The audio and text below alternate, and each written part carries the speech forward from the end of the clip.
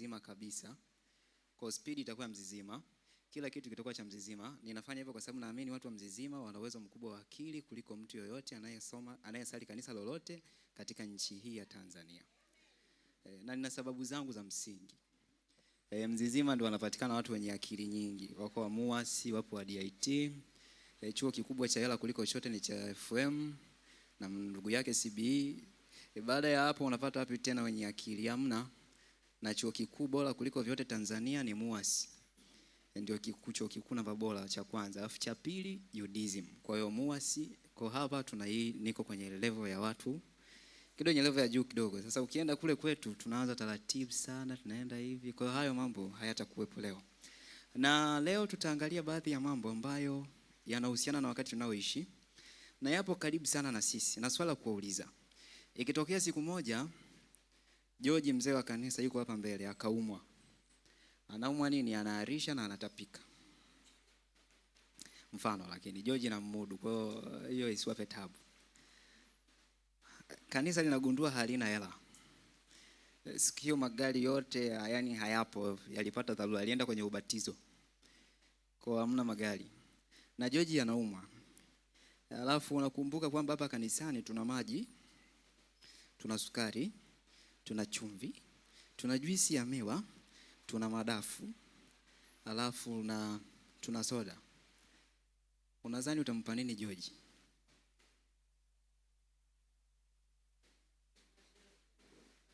Maji ya chumvi na sukari wa kwanza. Wewe unadhani utampa nini George? Kwa upande huu amekubaliana maji ya chumvi na sukari. Au kuna mwenye jibu tofauti? Jibu la huko amekubaliana. Haya, upande wa huko jibu leo nini? Ngosha wakilisha kundi. Unafikiri hiyo?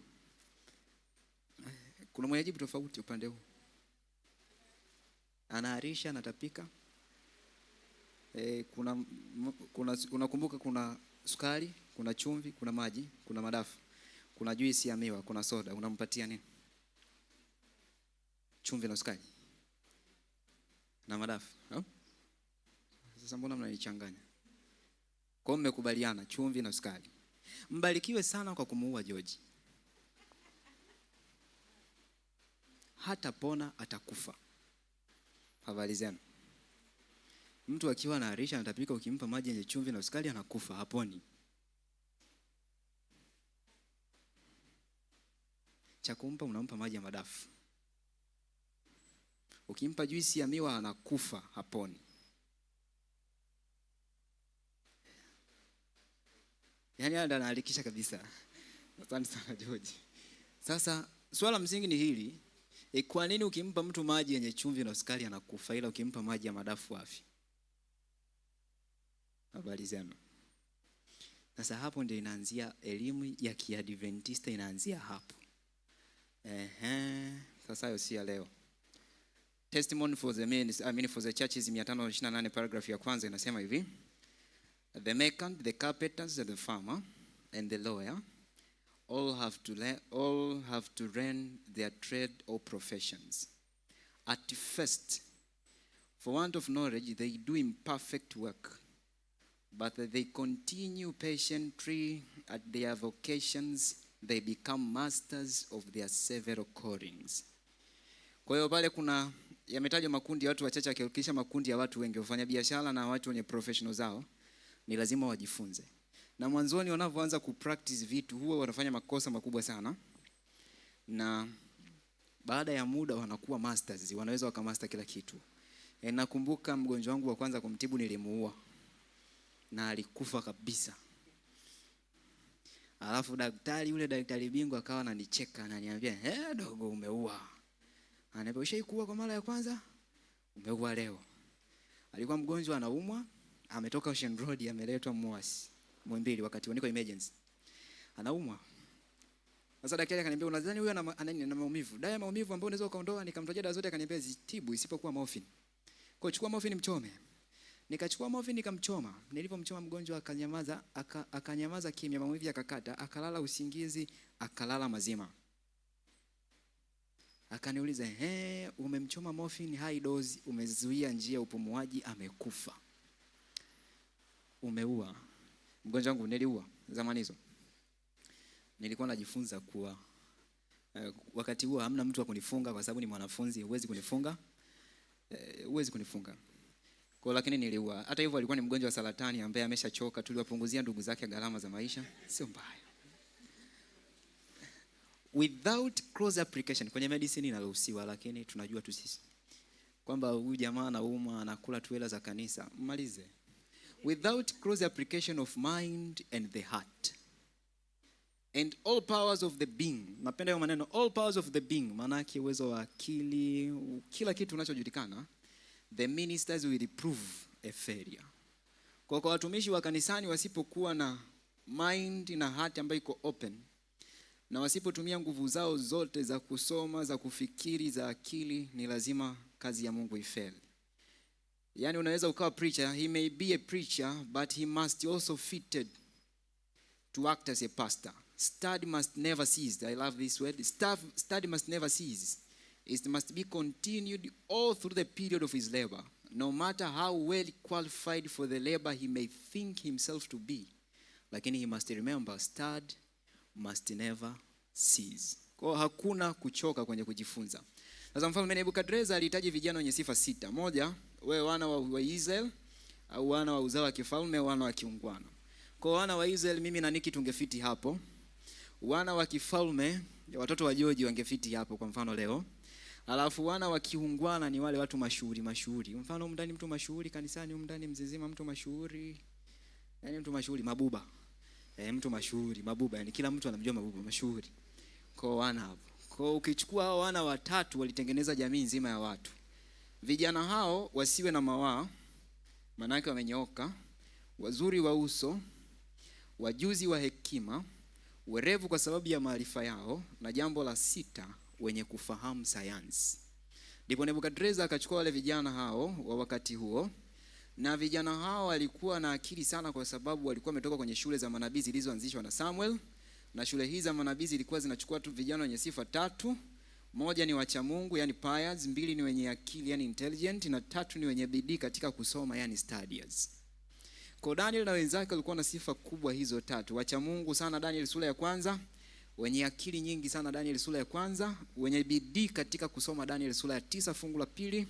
Daniel anasema mimi kwa kuvisoma vitabu na alifahamu miaka 70 imekwisha. Kwa asingekuwa anasoma wangeendelea kukaa utumwani, maana hakuna mtu ambaye ni studiers. Kwa Mungu anahitaji watu wa design hii leo. Testimony for the ministers inasema, for the churches inasema hivi. A higher grade of preparation is required in order to be good, to do good service for the master. Ili tuweze kufanya kazi vizuri kwa Mungu ni lazima tuwe tuna higher grade of preparation. Nilishawahi kukaa kwenye kwaya. Wakati huo ili kwaya ikaimbe, tulikuwa tunafanya zoezi mara nyingi sana kuliko muda wote. Tulikuwa tunafanya mara nyingi sana. Na wakati huo unajua nilikuwa nakosea. Kuna muda unapiga so badala ya do. Kwa nilikuwa najificha kule kwenye bezi. Ili usikosee. Na ukinipa mic na izima. Sitaiacha kuitumia ila nitaizima ili nisimkwaze mwalimu. Unajua usimkwaze mtu. Ila nilikuwa naenda kwenye kwaya ili kujaza nafasi ili wengine wasikate tamaa wakati huo. Sasa ilikuwa ni kipindi ambacho mwalimu alikuwa anahitaji watu wafanye tuwe tuna high grade of preparation. Kwa sababu mwalimu wetu wakati huo alikuwa hapendi vitu vya chini. Kwa sababu hata uwezo wake wa akili ulikuwa chini. Alikuwa David. Kwa David siku zote anataka vitu perfect. Yule David Paul. Kwa sababu uwezo wake wa akili is always perfect. Kwa ulikuwa lazima usafe the consequence. Lakini haijalishi utapata kiasi gani, kama our knowledge tutakaojifunza isipoungana na Mungu. Roho nabii inasema the education gain is only a stumbling block to the sinners. Elimu tutakaojifunza itakuwa ni stumbling block. Itakuwa ni kizuizi kwa mdhambi kwa sababu kinawazuia watu wasimuone Mungu. Ili tuweze elimu yetu iweze kuwa nzuri, ni lazima Mungu aweze kuwa nasi kwenye kila kazi tunayofanya. Ndio Roho nabii inasema this is religion. Kwa religion lazima iongozwe na Mungu. Sasa Mfalme Nebukadreza akaadhimu yafuatayo. Aliadhimu kubadili mtazamo wa kiakili wa Daniel na wenzake kupitia nyanja kuu 4. Na mfalme aliadhimu kwamba atakamilisha kazi hiyo kimya, taratibu na bila shuruti. Babel itabadilisha ulimwengu mzima katika mindset ila kwa kimya kimya, taratibu na bila shuruti.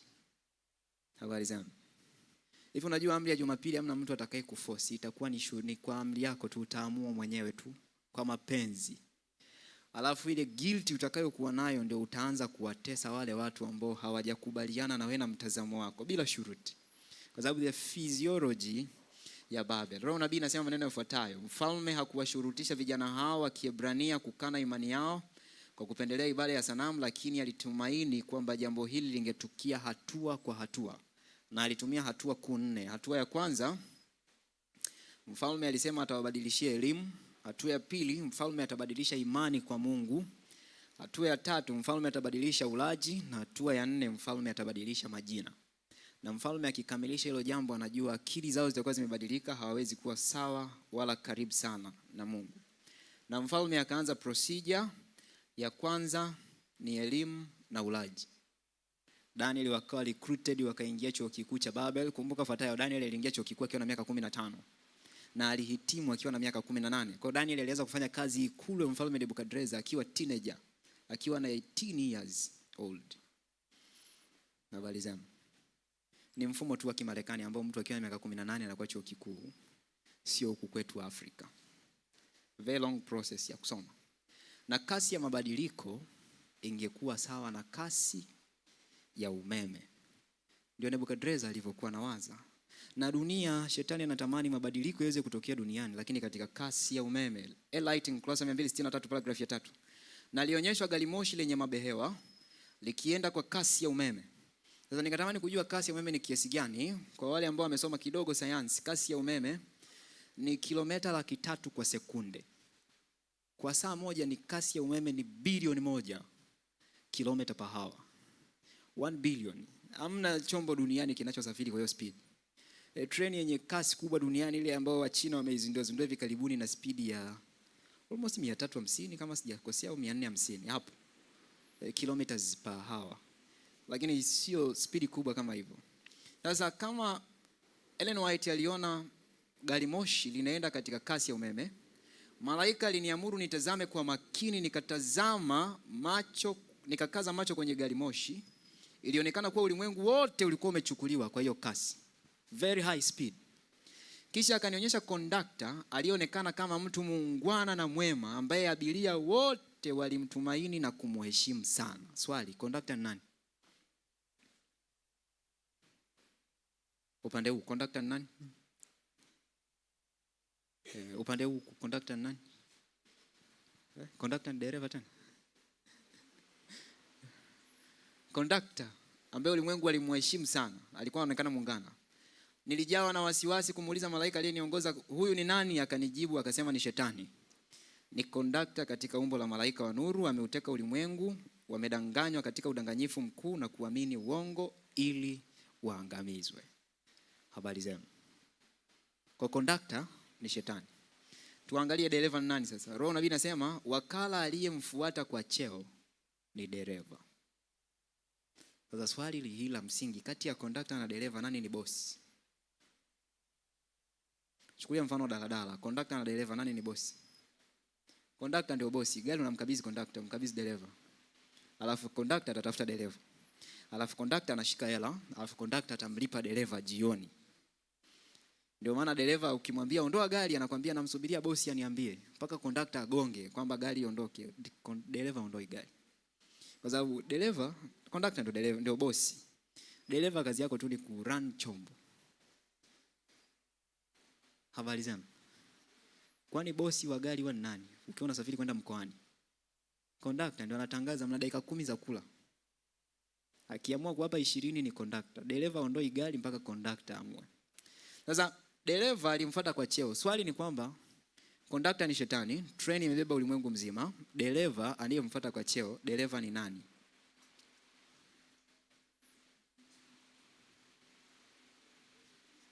Na? Sasa Yesu ataongozwaje na shetani wewe? Ama unapokosea. Naam? Yes, conductor ni papa. Dereva ni papa. Kwa dereva ana run kila kitu, treni inavyoenda na speed yake ni kali sana, lakini conductor ni shetani. Alafu anasemaje hapa? na mawakala wengine amewaajiri katika ofisi mbalimbali kama apendavyo yeye, na wote wanaenda katika uangamivu kwa kasi ya nini? Ya umeme. And that is very interesting. Kwa shetani akaanza kubadilisha mfumo wa elimu, tukaanza kuingiziwa nadharia za mabadiliko ya viumbe and everything there. Alafu akaja na njia ya pili kuwabadilisha imani yao kwa Mungu, watu wakaondolewa imani kwa Mungu wakaingiziwa imani nyingine tofauti na imani kwa Mungu. Jambo la tatu ni kutubadilishia majina. Na shetani leo anataka kutubadilishia jina moja zuri sana, linaitwa Adventista wa Sabato. Samahani, nitasoma haya maneno kwa haraka. Alafu nitasoma kwa Kiingereza na Kiswahili. Ngoja tuanze kusoma na hii. Anasema hivi: no name which can take will be appropriate, but that which accords with your professions and expressions of faith and marks us as a peculiar people. The name Seventh-day Adventist is standing rebuke to the Protestant world. Kwa Kiswahili anasema hakuna jina ambalo tunaweza kuchukua litakalofaa ila lile linaloafikiana na taaluma yetu na kuelezea imani yetu na kutuwekea alama ya kuwa watu wa kipekee. Jina wa Adventista wa Sabato ni kemeo kwa la kudumu kwa ulimwengu wa Kiprotestant. Habari zenu. Niki leo ni Methodist, rafiki hapa ni Msabato. Wote waue. Magazeti yanaandikaje? Kichwa cha habari: Methodist yaua. Halitauza. Jina kubwa itaandikwa Msabato aua. Kila mtu atatamani kwenda kusoma jina la Msabato au ameuaje. Kwa sababu jina Seventh-day Adventist is a standing rebuke. Alafu kuna maneno mengine yanasema yafuatayo. Hayo mengine nitaruka. Alafu kuna maneno haya mengine yanasema yafuatayo: the name Seventh-day Adventist carries the true features of our faith in front and will convict the inquiring mind. Kwa Kiswahili, jina wa Adventista wa Sabato limebeba sifa za kweli za imani yetu mbele na litatia hatiani akili inayouliza. Yaani mtu tu kuuliza wewe ni Msabato, moyoni mwake amepata hatia. Ukitaka nikupe mfano rahisi, siku moja nenda kamkaribishe rafiki yako ambaye sio Mwadventista Msabato, mkaribishe kanisani. Alafu uone atakapopata tabu sana ya muonekano wake kuja kwenye kanisa la Waadventista namna gani wa Sabato. Au alikeni tu kwaya ambayo sio Waadventista Sabato. Ambieni mnakuja kuimba kwenye kanisa, unaambia unakuja kuimba kwenye kanisa la Waadventista wa Sabato. Uangalia watakavyohangaika sana namna ya kuja kuimba. Rafiki yangu marehemu Mark Solomon Makeja, mtu mwenye photographic memory, kwa hiyo kukutana naye duniani, aliniambia maneno yafuatayo kabla hajafariki. Aliniambia imenishangaza sana duniani kuona Wasabato mnaimba sebene. Alafu akamaliza zake akaondoka. Alikuwa ameandaa music concert that time, afu amewalika Wakatoliki wakaimba vizuri wamesimama. Alafu ngoja Wasabato waimbe sasa. Alipomaliza akaniambia imenishangaza sana kuona Waadventista Sabato wanaimba sebene. Akachukua kwaya yake yote Wakatoliki wakaondoka, concert inaendelea. Akasema siwezi kukaa hapo, hakuna Mungu. Alikuwa amenyoka. Mkatoliki wa watu amenyoka sana. Ananiambia mimi naamini kila kitu wa Sabato wanachofanya. Jumamosi alikuwa asomi, afanye kila kitu ila aende kanisani. Anasema mimi siwezi kwenda kanisani Jumamosi kwa sababu mimi ni kiongozi wa dini. Siku nikiacha kiongozi wa dini nitaenda kanisani. Lakini kabla hajamaliza uongozi wake wa dini alikufa na saratani ya damu. Marehemu Solomon Makeja. He was a very good man. Alikuwa anapenda kujisomea. Na ile nukuu mwisho inasema, we are Seventh-day Adventist. Are we ashamed of our name? We answer no, no, no. We are not. Sisi ni Waadventista wa Sabato. Je, tuna aibu kwa jina letu? Tunajibu hapana, hapana, hapana. Ni jina ambalo Bwana ametupa. Inaonyesha ukweli ambao unapaswa kuwa mitihani, yani test wa makanisa. Habari zenu. Hii ndio nukuu ambayo nikikutana na Wasabato masalia wao wanatamani ifutwe. Huwa nawasikiliza nawaambia hayo yote mlioyasema ni sawa. Siji kanisa lina mapungufu, anawaambia hayo mapungufu yote ni sawa, ni yapo. Asiwezi kukataa, yapo. Lakini Mungu alitoa jina moja tu linaitwa Seventh-day Adventist. Na nukuu ya pili ambayo naichukia sana ni ile ambayo inasema kanisa litayumba halitaanguka, ila watakao toka ndio watakaoanguka. Sasa wanasema wanakasirika, wanaondoka, wanakuambia haturudi tena hapo. Wanaondoka kabisa, wana feel guilt Roho nabii inasema we are said, sisi ni Waadventista Sabato na kwa jina hili hatupaswi kuona haya kamwe. Habari zenu. Sasa rafiki yangu pale Niki anafanya kazi, alafu anamkaribisha kikombe cha chai, anakunywa, anaona aibu ya kuwa Msabato. Wewe sio Msabato. Hauna Yesu moyoni. Msabato anasema sinywi. Na akiulizwa kwa nini hunywi, atawaelezea sababu.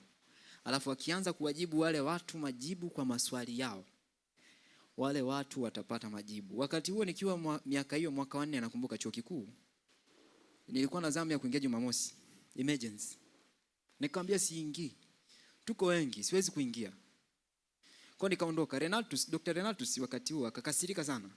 Akasema ni nani huyu aliyeharibu mwenye hii jeuri ya kupambana na mimi? Ambaye kila mtu alikuwa anamuogopa mle ndani, mpaka mkurugenzi anamuogopa Renatus, mkorofi. Kila mtu anajua yule daktari ni mkorofi.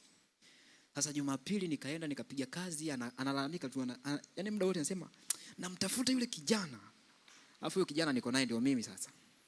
Tulipomaliza nikampa barua. Barua imeandikwa hivi: yahusu kutokuja Jumamosi. Tafadhali usika na kichwa cha habari hapo juu. Mimi sikuja Jumamosi kwa sababu ni Mwadventista Msabato na amri ya 4 inasema hivi, nikanukuu, ikumbuke siku ya Sabato itakase. Nikamaliza kuinukuu yote nikamkabidhi. Alivyosoma ile barua akaniambia, si ungeniambia sasa kama wewe ni Mwadventista Msabato.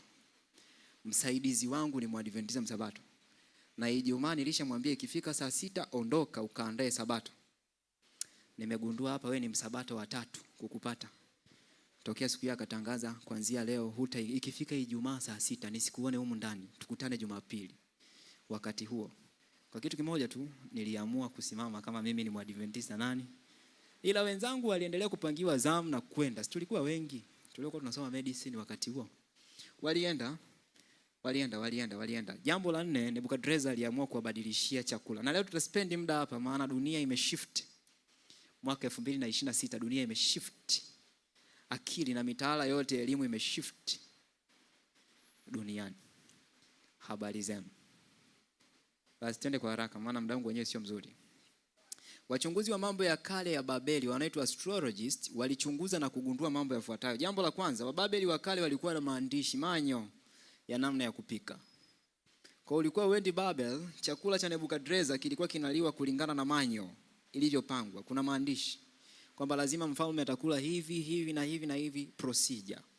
Ndio leo duniani tunapata shule ya mapishi. The founder ni Nebukadreza. Very smart man. I like that man. Ya pili, Wababeli wa kale hawakula kuku, nyanya na pilipili. They never eat kuku. Hawakula kuku, nyanya wala pilipili. Hawajawahi. Walikula nini sasa? Walikula mkate, nyama hasa ya kondoo, walikunywa bia pamoja na vitunguu saumu, matango na vitunguu maji. Sijui tunaelewana. Hebu tuende mbele kidogo. Na hawa watu wa Yale University katika ile collection yao wanasema vyakula vilivyojulikana kutoka Mesopotamia ya kale vilikuwa ni breads, cakes, njegere, peas ambao ni porridges, uji, soups, kitoweo, stews na nyama za kukaanga. Ndio jamaa wa Babeli walikula sana. Alafu jambo la 4, vyakula vilikuwa vinatolewa sadaka kwa miungu ya Kibabel na vyakula safi vilichanganywa na vyakula najis. Hiyo ndio ilikuwa sehemu ya chakula na ndio Daniel alivyoletewa hiyo portion ya chakula, mwanaume mmoja tu. Daniel mfalme akasema, huyo mfalme akawaagizia posho la chakula cha kila siku. Yale maneno kwenye mabano Biblia ya Kiswahili iliyaondoa. Sijui kwa nini. Lakini Biblia ya Kiingereza chini iliyaweka vizuri. Chakula cha kila siku daily cha mfalme na divai aliyokunywa, akawaagiza hivyo wanye miaka 3 ili kwamba hatimaye yumkini. Hilo neno yumkini waliliondoa Biblia ya Kiswahili, sijui kwa nini. Ili hatimaye yumkini that they might wasimame au watumike mbele ya mfalme. Habari zenu.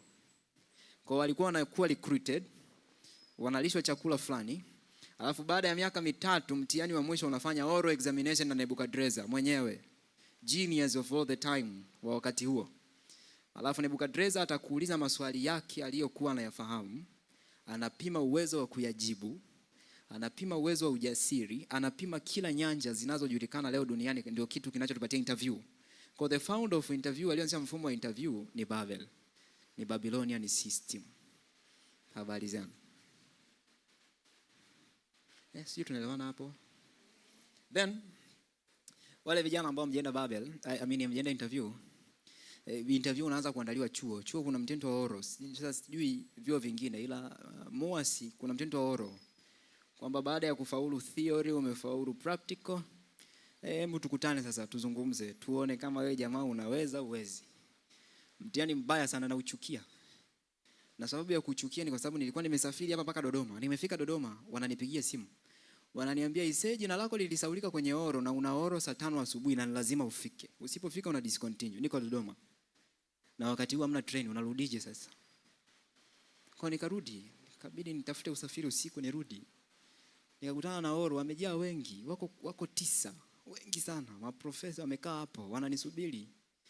Nauliza sababu ni nini? Wanasema you can never score 98 at this university. Lazima utuprovie umepataje 98. Nikamwambia mtihani ulikopiwa kwenye kitabu na nilikuwa nishasoma nikafaulu. Wakaniambia lakini lazima tu prove. Nikamwambia okay, let us discuss. Tukaanza discussion ikaanzia hapo. It's very difficult. Na uchukia sana oro. I hate oro. Sasa mfalme akawapa chakula cha kila siku. Napenda haya maneno, lakini Daniel aliazimu moyoni mwake hatajitia unajisi. Zingatia fuatayo. Aliazimu moyoni sio Meshak, sio Azaria, wala sio Anania. Aliazimu moyoni ni mmoja tu, aliitwa Daniel. Habari zenu. Ndio maana Biblia haikutaja wale, ikamtaja mtu mmoja tu specific, anaitwa Daniel. Sisi wote ni Waadventista wa Sabato, ila atakayeadhimu moyoni ni huyu mmoja tu basi. Roho nabii anasema hivi, kwa heshima kama hiyo uaminifu mshikamanifu wa Yehova ulikataza Daniel na wenzake kujiunganisha nao, hata kujifanya tu kula chakula au kunywa divai kungekuwa ni kukana imani yao. Yaani kile kitendo cha kudeshi. Tuchukulie mfano. Huwa nawaza. Nilikuwa nawaza sasa zamani hizo kwenye sherehe kule shule, tumeenda sherehe pale ya mama shemasi mkuu. Alafu Niki ananiambia sasa Nyamsusa nichukulie hiyo nyama. Sasa nawaza hivi Daniel kweli angekuepo sasa hivi nawaza hii ni mawazo ya mwaka 2026. Hivi Daniel angekuepo ndo mimi angekuchukulia kweli? Nikakumbuka kumbe Daniel hata hiyo tu kwake mbele za Mungu ila kule sio najisi. Sasa mfano sasa ni kitu najisi. Hiyo tu hata mbele za Mungu ni dhambi. Nikupe mfano rahisi. Nichukue hela nikupe ununulie sigara. Utanunulia sigara au la? Nikupe hela ununulie pombe. Utaniletea pombe au la? Kitendo tu cha kuchukua ile hela kwenda, hata usipokuja nayo, mbele za Mungu unahesabika umeshusha viwango vya imani. Tuendelee mbele kidogo. Roho nabii anasema tukio moja la kuacha kanuni lingezoofisha hisia zao za haki na kuuchukia uovu na kujiunga katika hamu ya kula kungeshusha thamani ya nguvu za kimwili, uwazi wa akili na nguvu za kiroho. I like that 3 words. Hisia, yani kuna shusha nguvu za kimwili, uwazi wa akili, clearness of intellect, na nguvu za kiroho. Nikijichukulia mimi na ndugu zangu waliosalia, mimi ndio dhaifu nyumbani kuliko wote. Nilikuwa niko hivyo siku zote.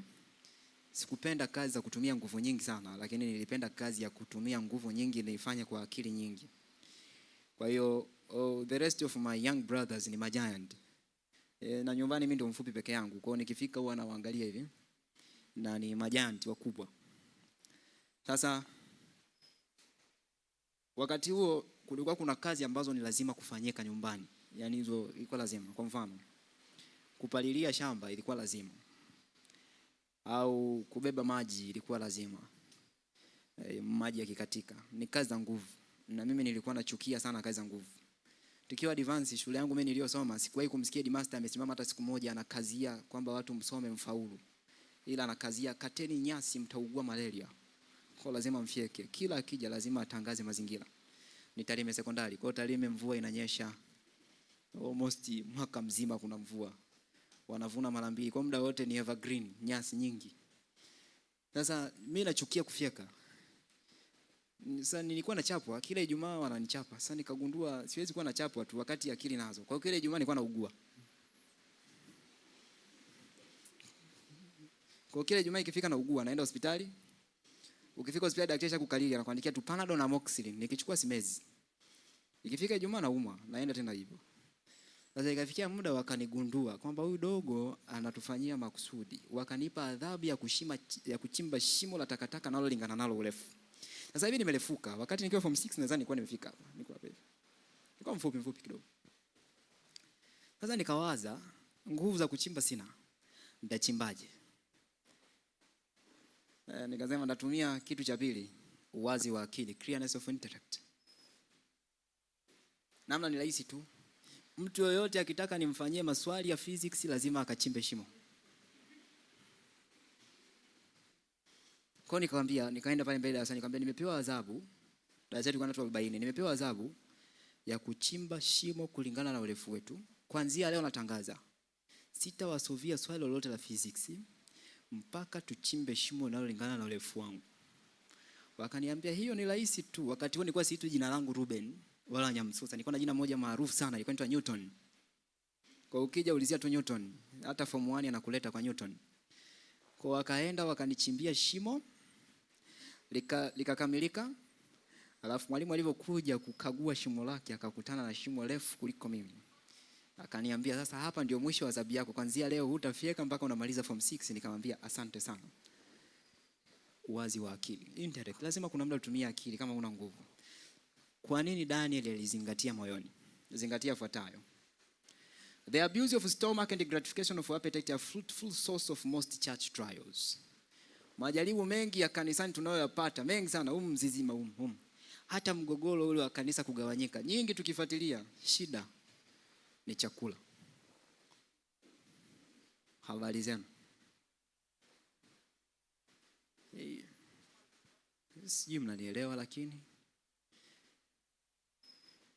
kilichokuwa kinanishangaza ni kwamba msomi kabisa wa chuo kikuu, alafu ni msomi wa biashara, alafu nikawaza serikali iliaminije mtu kama huyu? Unahama sehemu ya milioni 6 unaenda sehemu ya milioni 60. Ongezeko la 100 times. Nikasema mimi ningekuwa rais. Alafu ndio nikagundua hivi, wote ambao walikuwa pamoja ningefukuta kazi wote kwa sababu akili kichwani hamna. Kwa sababu gani?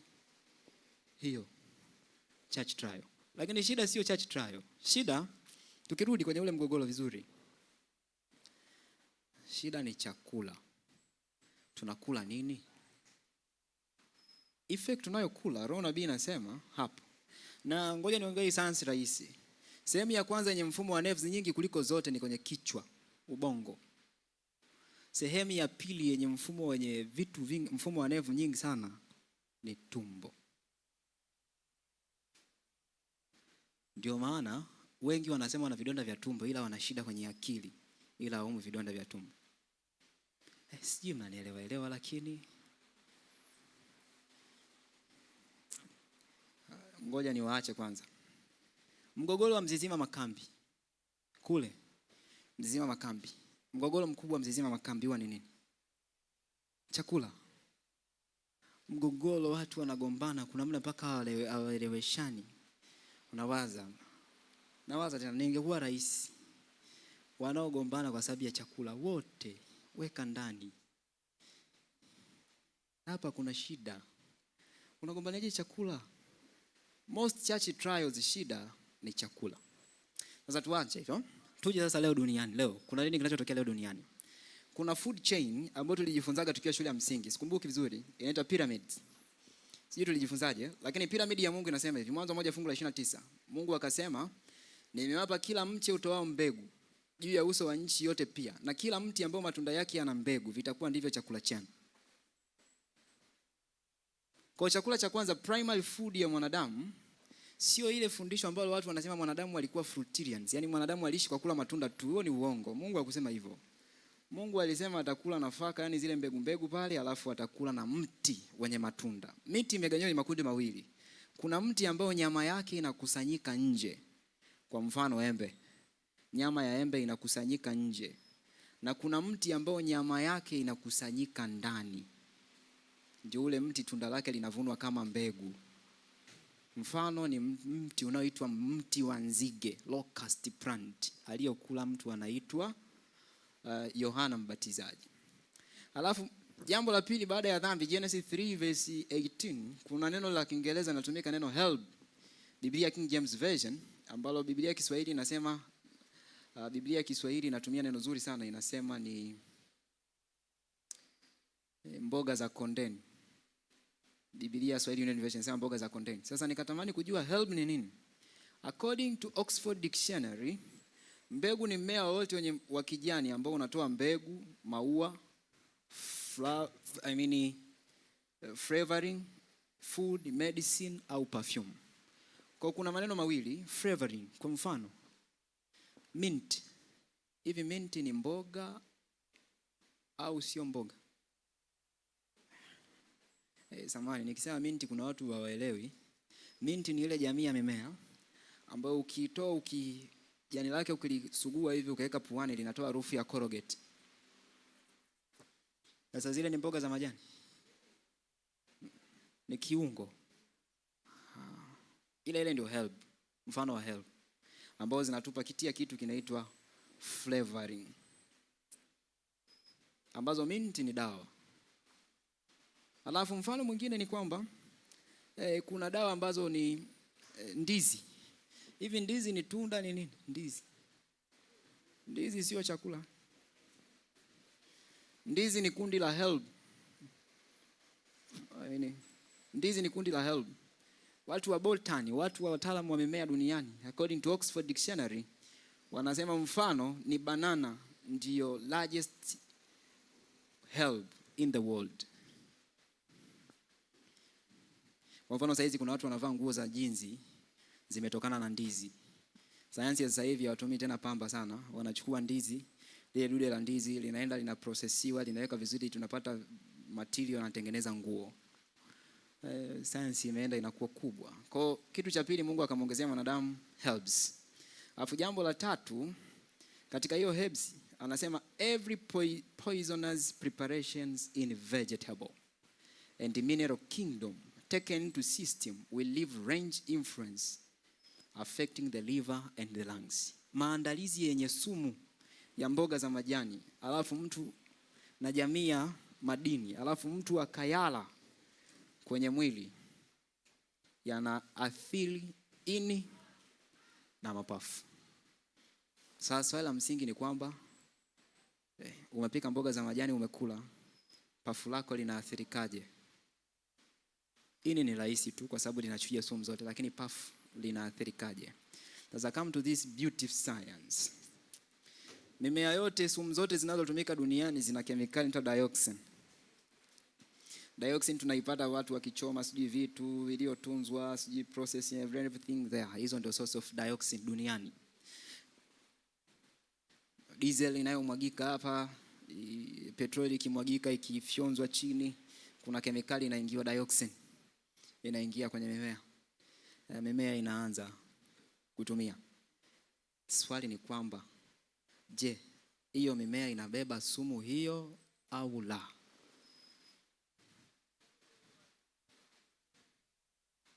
Watu wa Dar es Salaam, Bwana Yesu asifiwe. Nikitazama ubongo wenu umeanza kuchoka. And ngoja tumalizie hapo. Nisiwachanganye zaidi. Dioxin ni sumu ambayo duniani ni aina ya kwanza ya carcinogen. Yaani ni kundi la kwanza la kusababisha saratani ya mapafu na ugonjwa wa kikohozi sugu kisichokoma.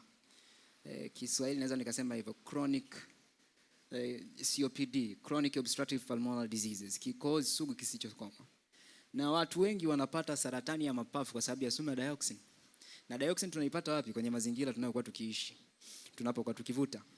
Lakini kwa sehemu ndogo sana. Sosi kubwa sana duniani kulingana na WHO ya dioxin duniani ni dairy product, nyama na mayai, maziwa na mayai, nyama kwa jamii zake, samaki na shellfish. Shellfish ni kundi la wale samaki najisi wanaopatikana baharini, wanaita seafood. Alafu katika kiasi kidogo sana inapatikana kwenye mimea, maji na hewa. Swali la msingi nikalojiuliza ni kwamba kama ile sumu yote inapulizwa kwenye mmea, nyingine inaweka kwenye ardhi, diesel ikimwagika inaingia kwenye ardhi, inawezekanaje kwa akili zangu tu ndogo, inawezekanaje mmea, water na air zikabeba sumu kidogo sana kuliko nyama, mayai, samaki na maziwa. Ndipo nikaamua kwenda kusoma science, tusome science kidogo ya mimea. Sumu yoyote ikiingia ndani ya mwili, natumia picha. Sumu yoyote ikiingia ndani, mfano wa hii, kuna fungus, kuna bakteria, kuna mizizi. Ile mizizi ilivyokuwa imeumbwa na Mungu ile mimea, inavunja ile sumu, alafu ile sumu inatoka katika mfumo wa carbon dioxide. Na kama mfano hapa ametumia diesel, alifanya utafiti wa kutumia diesel. Diesel ikifyonzwa ikiingia kwenye ardhi, mmea unaiconvert, unatoa, alafu una evaporate tena kiasi kile kile cha diesel kilichoingia kinatoka nje katika mfumo tofauti. Alafu minerals ambazo mmea unaweza ukazitumia, unazifyonza katika mfumo wa carbon dioxide, unazihifadhi kwenye majani kwa ajili ya matumizi ya binadamu. Alafu kemikali nyingine zinabadilishwa, zinatengeneza protein, alafu ile protein, aina fulani ya jamii ya protein inahifadhiwa chini. Hiyo ndio sababu dunia nzima, hutasikia dunia nzima watu wamesimama wanasema, wanaambia watu msitumie diesel, itawaletea shida, kwa sababu sayansi inajua ya kwamba diesel haiwezi kuathiri mmea wowote na kemikali nyingine. Ndio sababu ndio sababu Mungu akawapatia watu mboga za majani wale, ili kupunguza consequences nyingi sana zilizopo duniani. Mfumo wa fahamu kutokuathiriwa, mfumo wa mishipa wa moyo, cardiovascular system usiathiriwe, mfumo wa kinga usiathiriwe. Na changamoto kubwa Dar es Salaam ni mfumo wa uzazi. Wanawake wengi sana wana hormone imbalance na sexual infertility kwa sababu ya kula ovyo vitu ambavyo vina hizo sumu. Na Mungu aliwapatia kemikali za kuzuia from mboga za majani na matunda. Now, Mungu akaongezea jambo la tatu ni nyama. Mwanzo 9 fungu la 3 na la 4, kila kiendacho juu ya nchi kitakuwa chakula chenu, kama ni hivyo hapa mboga za majani kadhalika na wapeni vyote, bali nyama pamoja na uhai, yani damu yake msile.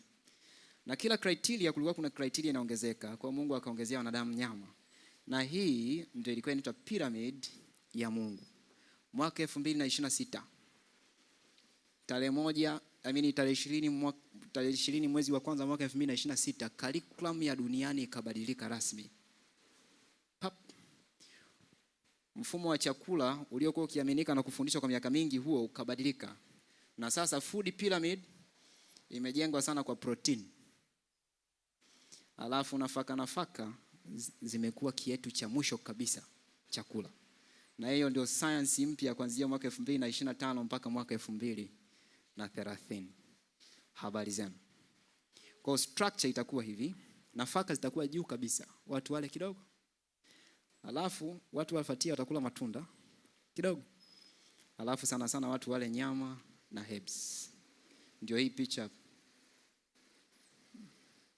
Hii ndio science ya mwaka 2026. Swali ni hili. Watu watakapoanza kula hivyo duniani, kama dunia inavyojiaminisha kwamba watu wakila hivyo watakuwa na afya nzuri, wale high protein food, mwili unaweza ukaifanyaje protein? Jambo ambalo watu wengi hawajui ni kwamba mwili unaweza ukabadilisha protein kuwa wanga. Alafu mwili ukaubadilisha wanga ukawa mafuta. Habari zangu. Very complex mechanism ambao ini la binadamu linafanya.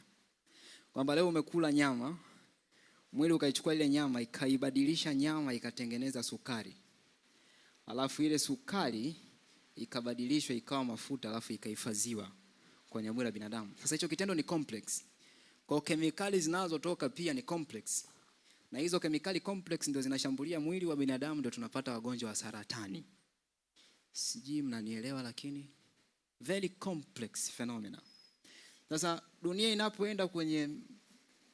inapo shift kubadilisha mtindo wa Mungu kula nyama, tunapata hiyo complex phenomena ya watu kula, then the risk tutakayoanza kuiona cha mapema sana, tutahitaji mkojo tu tupime.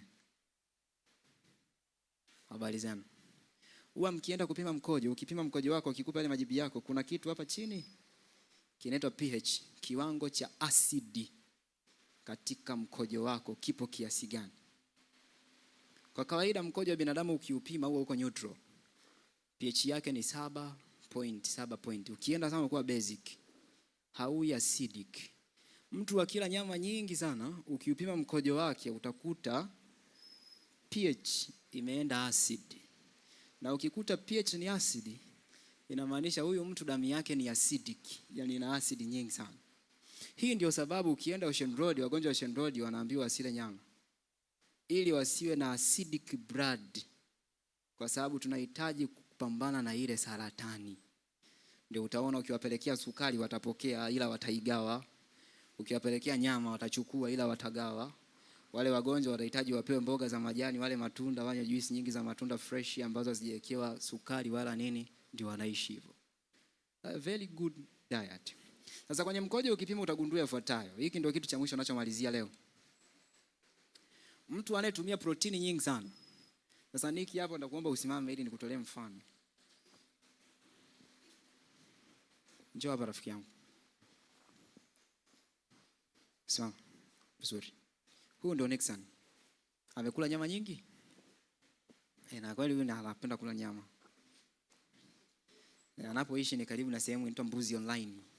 Anakula sana. Kwa hiyo ukila nyama nyingi inamaanisha protini inayotengeneza nyama, kuna protini ya asidi inakuwa na sulfur. Kwa hiyo protini asidi itakuwa nyingi kwenye damu. Ile asidi itaenda kwenye mifupa. Ikifika kwenye mifupa, kiasi cha calcium kinaanza kutoka kwenye mifupa kinaingia kwenye damu. Alafu mtu akienda kukojoa unaanza kuona calcium. Alafu kitakachofanyika kwenye figo zake atatengeneza vimawe mawe kwenye figo. Vidogo. Kuna muda ngoja nikuonyeshe dalili za kwamba umepata kajiwe. Mkini kalitoka. Unasikia maumivu makali design hii. Yanakuwa makali sana. Watu wanaokunywa soda sana huwa wanapata maumivu kwa muda. Anasikia maumivu makali sehemu hizi. Alafu baada ya muda ile maumivu yanapotea. Ni kwamba kuna kajiwe kalitengenezeka wakati kana shift kutoka kwenye figo kuingia kwenye njia ya mkojo ili kaje kwenye kibofu. Kuna maumivu uliyapata, ndio una feel that pain. Kwa kija mtu anapata maumivu na mwisi unakunywa soda sana. Akikujibu tu ndio unajua sababu, kanywa maji mengi itaisha. Ya kwanza. Ya pili, alipokula ile nyama nyingi, pH ilipungua. pH ikipungua, damu inakuwa acidic. Acid inayojikusanya kwenye damu ni nyingi, inaitwa uric acid. Ndio watu wanapata shida ya magoti. Inaitwa baridi yabisi, gout, au wanapata miguuni arthritis. Habari zangu. And then mwisho wa siku watapata changamoto nyingi sana. Then the rest figo zina fail, alafu then tunapata kifo. Kumbuka fuatayo. Duniani kuna chain ambayo hakuna mtu ataivunja ila Yesu tu. Basi. Na duniani watu wenye uwezo wa kuivunja hiyo chain ni mtu yeyote anaitwa Mwadventista msabato. Wa kweli ndio anaweza akaivunja. Chain iko hivi. Nick ni mtu wa pharmacy. Mimi ni daktari. Mtu aliyekaa hapa ni mtu wa chakula. Procedure iliyopo ugonjwa kwa kwetu sisi ni faida.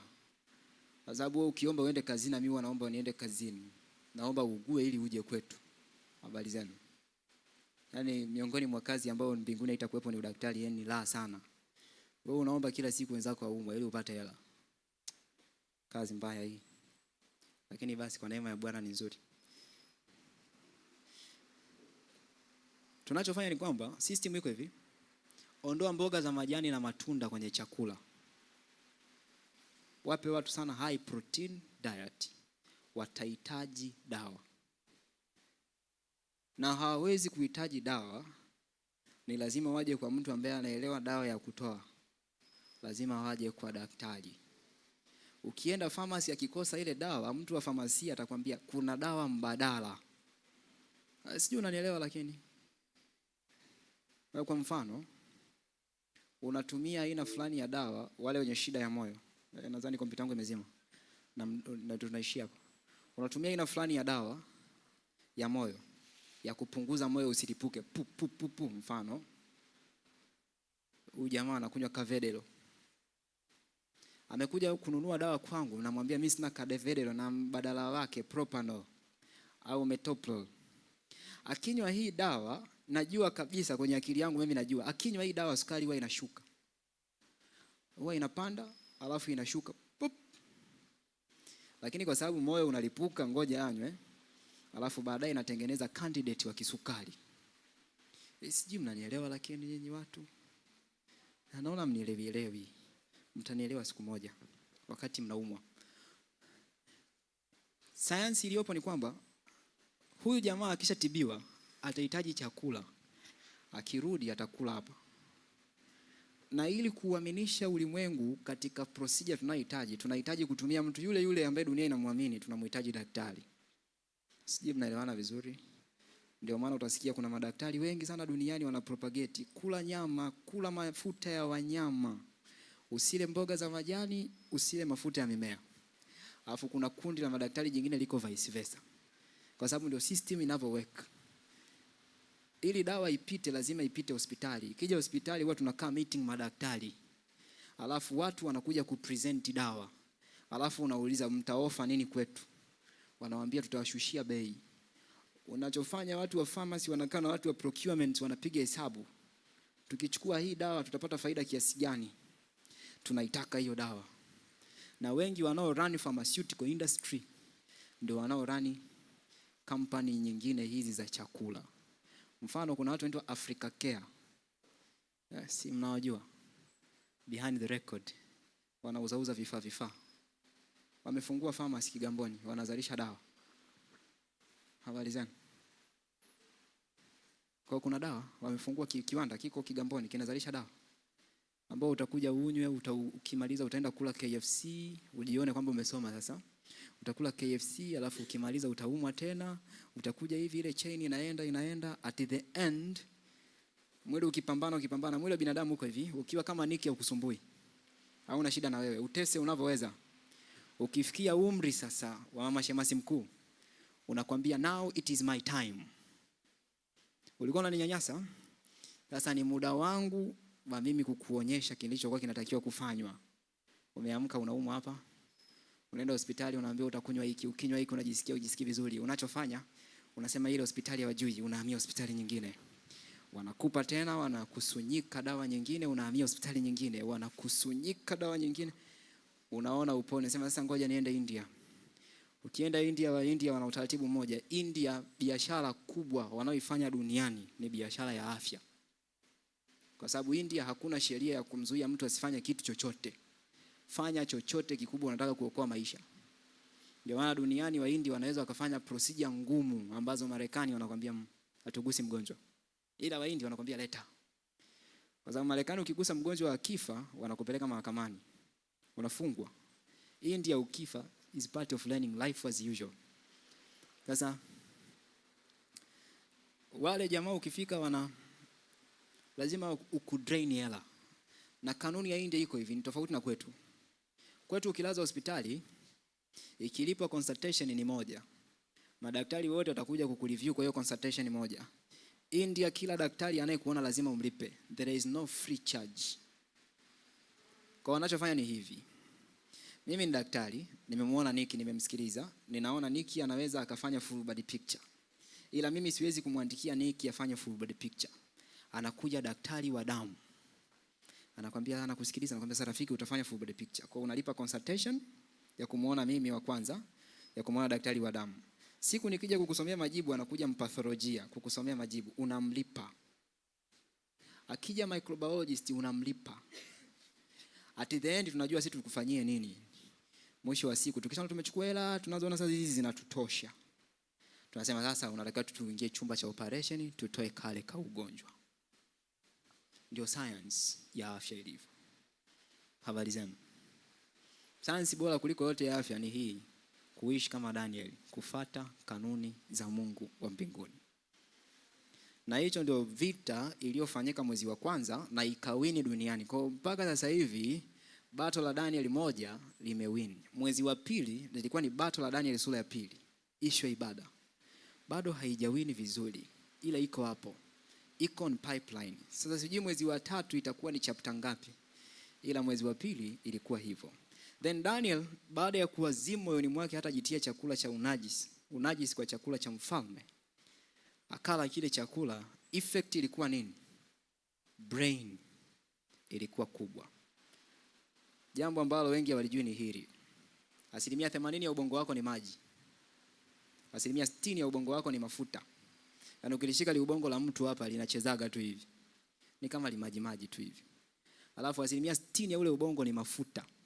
Ukichukua ule ubongo wa mtu ukauweka kujaribu kuupika, unajipika tu wenyewe, ni mafuta.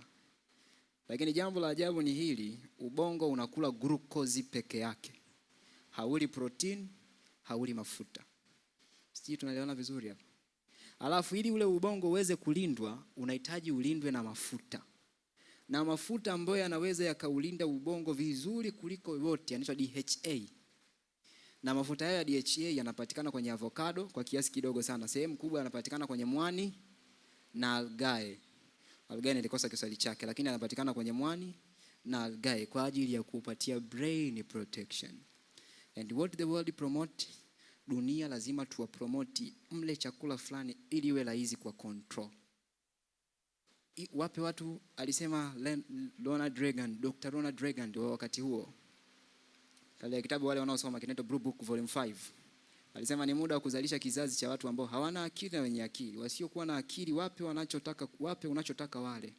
Ambao uzalishe wenye akili, wapatie kitu fulani ambacho unataka wewe wale ili wawe na akili. Alafu then the rest waliokuwa na akili watakontrol ambao hawana akili, alafu dunia itaenda katika mfumo huo. Bwana wabariki sana.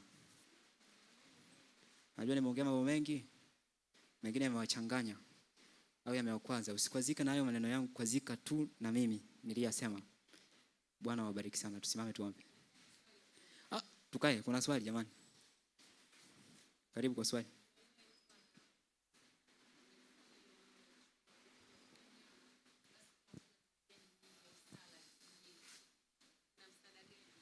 Asante. Naam. Mwanzoni wakati nimekuja pia kutolea mfano, ukasema mfano Niki anakula nyama nyingi. Sasa kipimo ni kipi? Yaani kula kabisa, kwa sababu ninyi pia watu wa afya wakati fulani unatofautiana. Kuna mwingine nyama sio issue, yaani mtu atakila, yaani anaona kwamba sio kitu yaani kibaya, mtu anaweza akala. Na kama mtu akila, of course akizidisha labda kama ulivyosema itakuwa ni tatizo. Lakini vipi yaani mtu akila tu finyango 2, 3 tu kwa wiki, mtu wa Mungu? Asante sana. Mwaka 2015 uliibuka mgogoro mkali sana pale WHO. Baada ya WHO kuchapisha paper waliofanya utafiti kwa muda wa miaka 130. People are very smart. Muda wa miaka 130 wanafanya tafiti. Tafiti zilianza hata sisi hatujapata uhuru. Wao wanafanya tafiti. Walipotoa tafiti wakasema hata kula gramu 1 ya nyama inaongeza uwezo wa kupata saratani kwa asilimia zaidi ya 30. Makampuni makubwa ya nyama yakainuka duniani kupambana kila kitu. Protini mwanadamu anayohitaji ni 0.8 mg per kilogram body weight per day. Sijui tunaelewana vizuri? Sasa hiyo nimeongea lugha ya kisayansi.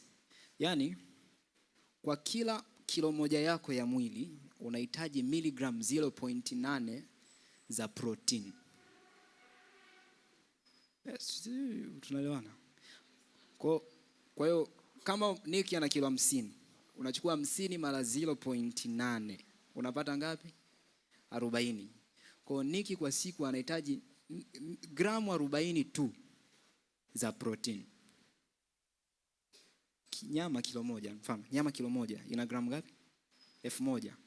Je, kwenye 40 gramu utapata ngapi? Unagawanya, unapata ni 250. Kwa ukichukua kale kafinyango kako ukakaweka kwenye mizani kakawa 250, pap, gramu 250. Hiyo inakutosha kwa siku nzima. Maana yake hapo usile malage, usile chochote, hiyo ni protini ile kutosha kwa siku nzima. Hiyo ndio bold requirement mwili unaohitaji. Inayozidi yote, mwili unapitia very complex mechanism. Ini linaibadilisha, linaipeleka kwenye wanga, alafu linaibadilisha ule wanga kama hautatumika kuupeleka kwenye mafuta alafu likatunze. Ni very complex. mechanism. Tunaelewana vizuri? Alafu cha ajabu ni kwamba ambacho watu wengi hawajui, ukichukua kinyesi cha mtu aliyekula protein ukakipima, hakina protein. Ila mkojo wake utakuwa na protein. Ila kinyesi hakina protein. Kwa sababu mwili umehifadhi almost amino acid zote. Ila mkojo ukipima mtu aliyekula protein yoyote utaona protein kwenye mkojo. Kwa lazima muulize mgonjwa, umekula protein? Kama hajala protein kuna shida kwenye figo. Ila kama amekula protein inamaanisha ni ile protein aliyokuwa amekula. Sijui tunaelewana vizuri. Kwa hiyo nyama ni 0.8 mg per kilogram body weight. Sasa tunapokuja kwenye science Nikki, science ya ukweli ni moja tu, ni science ya mbinguni. The rest zilizobaki ni shetani kupitia science. Sisi tunaelewana vizuri. Kwa haijalishi science itakuja katika which tree, ni lazima ipimwe kwenye standard, ambayo standard ni Bible. Ikiwa haitali na Bible, imefeli. Kwa wale wanaokula nyama, Ellen White aliandika statement very nzuri. Akasema, kwa wale wanaokula nyama, wahakikishe wanapata nyama, mayai na maziwa kutoka katika wanyama ambao wana uhakika hawaumwi. Sasa hawa kuku wa steroids leo, kuku wanachoma wanapewa homoni za kike ili wanenepe, na ng'ombe wanaochoma homoni za kike ili wawe wakubwa haraka, na wanalishwa ARV ili wanenepe. Hatuwezi kulilai kwenye hiyo ili wale. Unakunja uso. Nyama ya Uganda, 98% ya nyama ya Uganda, kuku ng'ombe wa Uganda wanalishwa ARV ili wanenepe. Business as usual. Kwa kuna wakina Amina, wakina nani, wewe unaweza kwenda kunichukulia mimi dawa za ARV pale. Ukifika unasema anaumwa sana. Kwa watakupa dawa za ARV kwa sababu ni bure. Kwa kuna watu wengi wanaitwa kina Nixon wanachukua dawa za ARV, lakini ideally zinaenda kuchanganywa na pumba, alafu anapewa ng'ombe anakula ili anenepe. Habari zenu. Swali ni kwamba sisi tutawezaje kupona? Tutapona kwa namna hii. Tokeni mjini, mkalime huko mashamba yenu, mwe na shamba yenu, muishi vizuri. Swali la mama alikuwa anasema, watu wanasema ule nyama nyingi na mboga za majani nyingi. Science iko hivi, huwezi kula nyama nyingi ukala na mboga za majani. Yaani kama mbingu na ardhi imekaa hivi. Au Niki nakosea? Niko sahihi. Kwa nini waliambia watu wale mboga za majani nyingi? Ni ili kupunguza madhara ya zile kemikali ndogo ndogo zinazopatikana wakati nyama inavunjwa. Ambapo zile kemikali ndogo ndogo ndo zinashambulia seli za mwanadamu, ndo mwishoni anapata saratani. Hii ndio sababu wagonjwa wa saratani dunia nzima wanabadilishiwa mtindo wa maisha. Wanaondolewa kutoka katika kutegemea nyama, wanarudishwa kula kama Adamu. Lengo ni kwamba tuwapunguzie zile kemikali ambazo zinashambulia na zile zilizopo mwili uweze kuabsorb. Sisi tunaelewana hapo watu wa Mungu vizuri? Basi Daniel na wenzake waliposhinda hili tatizo, Mungu anasema katika uwezo wao wa akili wa kufikiri ulikuwa mkubwa mara 10 zaidi ya watu wa kawaida. Ila Waadventista wa Sabato wa leo uwezo wa kufikiri ni mdogo mara 10 zaidi ya watu wa dunia hii. Sasa nikiongea hivi namaanisha tu huko hapa Tanzania. Ukienda huko nchi za watu wa Sabato wana akili, hujaiona. Ila hapa Tanzania toka union mpaka mchungaji wa mtaa na washiriki wake wana akili ndogo mara 10 zaidi kuliko. Na utasema namaanisha nini? Namaanisha hivi. Union ilikuwa ina uwezo wa kutoa bilioni 2 wanunue kiwanja hapo. Ila wakatoa bilioni 2 kwenda kununua chaka kule. Bwana wabariki. Tusimame tuombe.